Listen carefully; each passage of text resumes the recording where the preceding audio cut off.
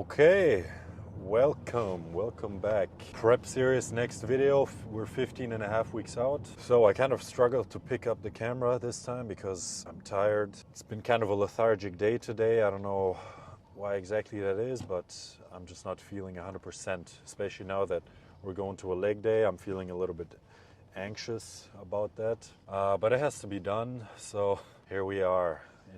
Preferably, usually I like to work out a lot earlier than this, which is a whole nother topic we could go into, like workout times, when you should go work out or when it's the best to hit the gym. I think it's definitely not 8 p.m. Or anything close to that. Of course, in my case, I don't have a choice. I have to go at this time because I was busy until now. We all have jobs and 9 to 5s and everything like that. So there's no way to get the ideal time spot for the gym. Usually, if I had a choice, I would always try to work out between maybe 1 and 4 p.m., something like that, right? When you've already got a few meals in, but it's not so late in the day where the tiredness is already kicking in. Your body's already trying to shut down and relax the nervous system, relax the brain, and then you try to go into the gym and lift heavy weights and put up big numbers and PRs, everything like that. That's why you see a lot of people, bombing pre-workouts when they go to the gym after work at 8 p.m. So they're kind of trying to negate that mechanism of your body telling you to start resting, and they put in these stimulants so that you're kind of fighting against that and putting an artificial state of adrenaline and everything like that into you. That's just not the perfect way to do it, but if that's the only time in the day that you can work out, like in my case now, then I always say go for it. You can still make it a good workout, but in the ideal case, I always want to be during the day when the sun is still out. I feel a little bit more ready that time of the day, but it's gonna have to be done. Now, as far as prep, so we're 15 and a half weeks out. Like I just said, I think we're on day 5. So we're on Sunday, Monday, Tuesday, Wednesday, Thursday. Yeah, so it's day 5. There hasn't been a big change yet, as you can expect. What can you expect in 5 days? Not that much has happened yet. Today I already had my biggest weight drop since the beginning of prep. So I dropped about 1.5 kilos this morning. So that's already a good sign. Should keep going that way, and that's kind of the right direction that we're taking. Or that it's going, let's say. Calories are obviously still relatively high, so I'm running around 3,800 on training days, 3,500 on rest days. That's why it's not, the weight drops haven't been that significant yet.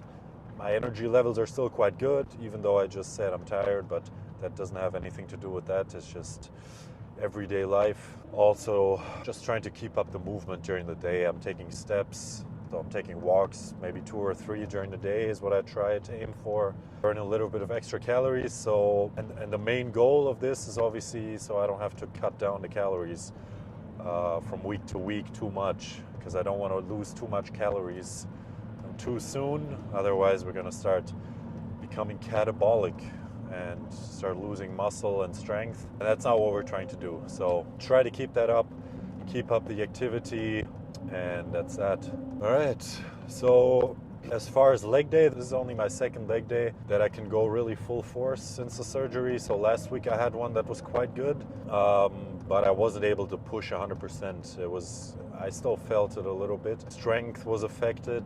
My core still wasn't as stable because of the surgery. So it wasn't 100%. I'd say it was more like 80% kind of workout. So hopefully today we can really go back into it 100%. Now the approach that I'm going to start taking on these videos, I think I'm going to modify it a little bit. Obviously last time I really went into detail what I was doing in the gym during the workout, so I was explaining quite a bit. I was talking quite a lot to the camera during the workout because it was just an arm day, so it was more relaxed and more easy to talk during that. Now I'm going to modify that a little bit, because if you talk a lot during your workouts, if it doesn't matter if that's to a camera or if you have a training partner or a friend that's very talkative during a workout, is to me the biggest workout killer there is, because the focus completely disappears, like the mental drive, it just kind of dissolves. You get more into a relaxed atmosphere, and to me that's not the right mood to be in, especially for a leg day. So I'm gonna keep it really short on the explanations, even if I do any explanations during the workout, I don't know yet. But it's gonna be more just raw footage for you guys. So you're gonna see what I'll do. We'll probably film one set per exercise or something, but really show you what I do, but keep the talking to a minimum. So I'm really gonna try to stay in the zone and push hard. Talking specifically about the workout, I'm going to start with seated leg extensions, more than likely. I have extensions and I have leg curls, both seated. So those two exercises are the first ones in the workout. So I'm already pre-exhausting and warming up the knee joint a little bit. Relatively high weight, both those exercises. And then when I'm already a little bit pumped in the hamstrings and glutes, I go into a squat. So I do a heavy squat, I do a heavy Smith machine squat. That's the exercise that I really try to progress the weight. And as I said, do heavy 6 to 9 rep, more or less, rep range. After that, I go into leg presses, which these are going to be really high reps. So these are the really painful one. I do like 15 to 20 reps on this, and that really drives a lot of blood. So the squats obviously drive a lot of mechanical tension, and then the leg press with the higher reps drive a lot of blood and just a lot of fatigue into the muscle, and I think that's a really good combination. So that's going to be pretty heavy for the quads. And then after that, I'm still gonna do hack squat, so another pressing movement. This is why, as I explained to you, it's a very long workout and a pretty tough workout. So I go into hack squats. After hack squats, I do, well, then at that point the hamstrings, no, the quads are going to be completely torn down. The hamstrings, obviously, I do only one exercise in the beginning. So after the hack squat, I go into another hamstring curl, lying down in this case, to finish off the hamstrings. After that, it's just adductors and calves, and that's it. So, I mean, that's it is relative. As you can hear, it's quite a laundry list of exercises, but that's the workout. So I'm going to show you that now. We'll be there in about 5 minutes, and I'm going to show you what it is, and then maybe afterwards I'll have another little recap, tell you how it went, or just anything else that comes to mind that would be interesting. And let's go. So, quick voiceover, since I didn't explain myself during the workout. We're starting off here with seated leg curls. I'm putting a mat in between my legs and the pad there, like you can see. This helps me just be more stabilized in the machine and give more pressure on the leg so that it's more stabilized. It doesn't move around while I'm doing the reps. And then just what's important, really push your hands into the pad and stabilize yourself on the back of the seat so that you're not falling around in the seat while you're doing the reps. On this one, I went quite heavy, 8 to 12 reps, 3 sets, full contraction, as you can see, and in the end, just a few half reps, partials to burn out the muscle. And the reason I start out with hamstrings is to warm up the knee joints. So if you have problems in your knee, really try to do this first. If you do hamstrings first, you should really start feeling a lot better when you do your push exercises, so your compounds and also your leg extension, which is the next exercise that we're going into. As you can see, we're doing the leg extension. Both of these machines that you're seeing are Prime machines, so the manufacturer is Prime. The good thing about these machines is you can load each part of the rep differently. So meaning I can do the top part of the movement heavy, I can do the middle part heavy, or I can do the stretched position very heavy, and then the others more light. So this can really help you to determine which part of the rep you want to emphasize. So I usually like to do the stretched position a little bit more heavy than the top position, and that way I get a a better stimulus on the muscle. After these two exercises, I'm pretty warmed up in my legs, so I go into the heavy squats. So this is on the Smith machine, like you can see. I always like to work with a spotter here because just for safety reasons, and as I said, this is for me relatively heavy. I think this is 2.5 plates. I'm doing this for between 6 and 9 reps. And the spotter is not really pulling anything. That's important, but is it just there for safety and for mental, kind of that mental boost that it gives you if you have somebody behind you. And this one also adds to grass. So I always prefer, or I always make sure that I go as deep as possible on my compounds, on legs, squats, leg presses, hack squats, anything like this. Completely put the ass to the floor, and ideally don't bounce it off the floor, but control it all the way through the rep. So that way you're really going to target the quad.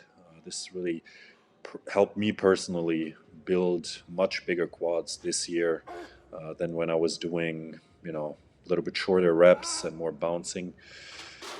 And after this, went into leg press. So this is another compound, also a more quad dominant movement. Here, I really had to drop the weight a lot here. So this is really lightweight. I'm doing this trying to go for more between 15 and 20 reps, more high rep work, burning out the quads and getting a good pump. And yeah, feel like a lot of compound movements are really going to help the legs. So for me, in order to grow quads, except for the leg extension, that machine is good. But the most important thing is just do compounds, especially squat movements, like we saw the regular squat or the hack squat, or something like a pendulum squat too. Doing those with a full range of motion, as heavy as you can, and doing that over and over. That's gonna give you the best results for quads, in my opinion. But I still include leg presses and other movements as well, just to have a more complete workout. But it's not, in my opinion, it's not the bread and butter. And here again, as you can see, I was spotted by somebody. I like to do this for most exercises that I do. If I have somebody there that can spot me well, I like to do that because it just gives me the ability to push a little bit further than I could by myself. And obviously, I can put a better stimulus on the muscle that way.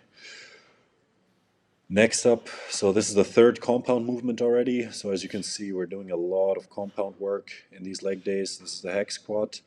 Very lightweight because after those two compounds, my quads were already giving out. I mean, there was no strength left in this, but just still tried to go as many reps as possible. As you can see, very deep form. So all the way, putting the hamstring all the way on the calf and going pretty much all the way to the top. Also controlling the negative. So on the way down, don't bounce or don't drop down too fast, but just control your tempo on both directions of the movement. And again, somebody to spot me here, and then just go until failure as far as you can. This one I only did two sets, just because otherwise it would have been a little bit too much volume. I don't think it would have been any useful for me at that point to keep going. But yeah, my legs were pretty fried after this. I mean, as you can see, they were quite pumped too. And so that's it for the compounds and the quad dominant movements. Now we're going into a leg curl. So we did the leg curl in the beginning, seated in a more stretched position, and this one lying is more for the contraction part of the movement. Another prime machine. So this one also I have the ability to set up in the way that I want. So whether I want to have the load the heaviest on the bottom of the movement or on the top. As I said, usually I like to do that on the bottom because that's where you have the most strength usually. And this one also just did 2 sets between 10 to 12 reps, and also just, as much as possible, as many reps as possible. And at this point, I was already pretty messed up. I mean, there was not much left in me. So after this, the last exercise, or the second to last exercise, is the adductors. This is a pretty underrated exercise or muscle for a lot of men. They tend to think that this exercise is emasculine or something like that, but this is very important to get a complete leg all the way from the inside to the outside. If you neglect this movement, you're going to have kind of a gap in the middle of your legs, and it's just not going to look very good if you look from the front to your legs. If you go into a pose, your leg is going to look a little bit slim from the front. So this movement is really important, actually, to fill out the leg all the way. After this exercise, I also did a little bit of calves, which I didn't record, but that's the workout.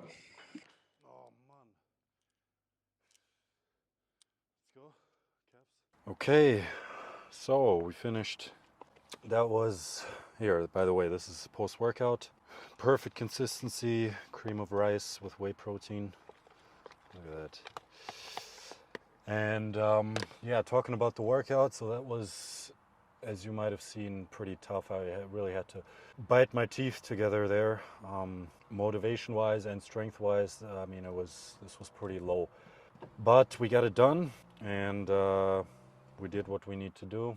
We're gonna keep going like this. I'm hoping that the strength is gonna come back now that after surgery, this was my second real leg workout. So maybe I'm hoping that it's partly just that, but yeah, I'm gonna hope that that kind of recovers to what it was before. I mean, as you could see, like after the first 3 exercises, so after the hamstring curl, the extension, and then the squat, those 3 were still pretty decent, pretty good. But after the squat, it just took everything out of me. So when I was at the leg press, as you could see, it was, I mean, the feeling when sometimes maybe you're bulking or you have a lot of food in your system and you work out legs and you can just really feel that your legs are just giving out. So they're full of water, inflammation, because you're really beating them up and you just realize that you can't do anymore. In this case, it was a different feeling. It's like going to the leg press, I felt normal. So I put on my regular weight that I would do for 15, 20 reps, unracked the weight, and then did 1 rep, and I almost collapsed. I couldn't get it up. It was horrible. So then I re-racked, took off some weight, left the ego at the door, luckily, and then I went and did my 15 reps or whatever, but it was completely fried. I mean, kind of like when you sleep on the wrong side of the bed and you wake up and you can't feel your leg because you pinch a vein or something. That's kind of what it felt like. So I put all my mental effort, and my brain was telling my muscle to contract, but it was just nothing coming. It was just dead. That's how it felt like. Same thing with the hex squat, same thing. I mean, I used weight that usually is just a light warm-up. But yeah, sometimes it goes like this. I still gave it everything that I could. I did as many reps as I could. I still pushed myself, and I think we're going to progress if we keep it up this way. Even on the bad days, on the tough days, if you give it as much as you would on a good day, then I think that's the right way to go. That's a recipe. Yeah, that's right. I'm gonna eat my post-workout, go home, pass out, and that's it. See you later.